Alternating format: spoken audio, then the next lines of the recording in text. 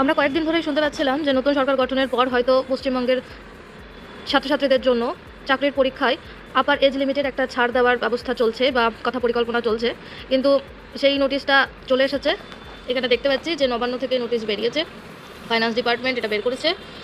সেখানে লেখা রয়েছে অ্যামেন্ডমেন্টে 1 নম্বরে যে upper age limit for requirement of group A post shall be raised to 41 years, অর্থাৎ গ্রুপ এ পোস্টের জন্য 41 বছর বয়স পর্যন্ত আপনি পরীক্ষায় বসতে পারবেন। গ্রুপ বি পোস্টের জন্য সেটা হয়ে যাচ্ছে 44 বছর, এবং গ্রুপ সি এবং গ্রুপ ডি পোস্টের জন্য সেই বয়সের ঊর্ধ্বসীমা বাড়িয়ে 45 বছর করে দেওয়া হয়েছে।